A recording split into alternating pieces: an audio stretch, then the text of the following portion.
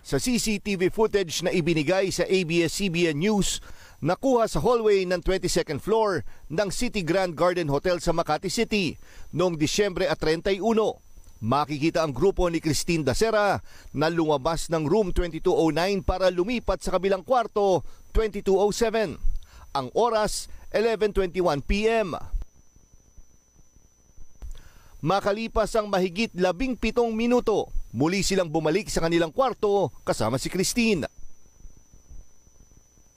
2:50 AM, Enero 1. Lumabas muli si Christine kasama ang isang lalaki at muling lumipat sa kabilang kwarto. May dumating na mga room boy at nagdala ng extra bed. 2:52 AM, bumalik si Christine sa kanilang kwarto sa 2209 kasama ang isang lalaki. Sa mga sumunod na minuto, ilang lalaki ang naglabas-masok sa kwarto at lumilipat sa kabilang kwarto. 3:15 AM, lumabas din si Christine at lumipat sa kabilang kwarto. 3:21 AM, lumabas naman mula sa 2207 ang isang lalaki at pumunta sa room 2209. Lumabas ang tatlong lalaki at sinundo si Christine na pabalik sa room 2209.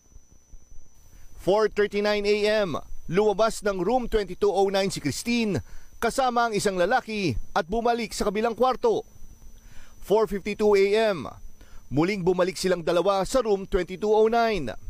5:05 AM, makikitang nakikipaghabulan pa sa hallway si Christine sa kanyang kaibigan. 6:23 AM, mula sa kabilang kwarto, binuhat pabalik sa room 2209 si Christine ng isang lalaki. Si Christine pa mismo ang nagbukas ng pinto ng kwarto. 7:23 AM, isa-isang nag-alisan ang nasa room 2207 at nakunan silang sumakay ng elevator. 9:02 AM, may isang lalaki mula sa room 2209 ang umalis na rin.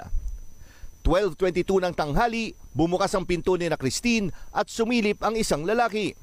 12:23, may dalawang lalaki ang kumatok sa pinto ng room 2209 at kinausap ang mga nasa loob. 12:27, dito na makikitang isang wheelchair ang dinala sa kwarto nila Christine. 12:30, nang ilabas sa kwarto si Christine sakay ng wheelchair. Dinala siya sa klinik ng hotel bago dalhin sa ospital.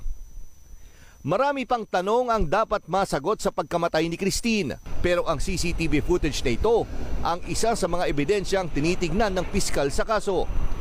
Parehong may kopya ng CCTV footage ang panig ng mga suspect at ang pamilya ni Christine Dacera. Pero humingi pa ang pamilya ng namatay na flight attendant ng karagdagang CCTV footage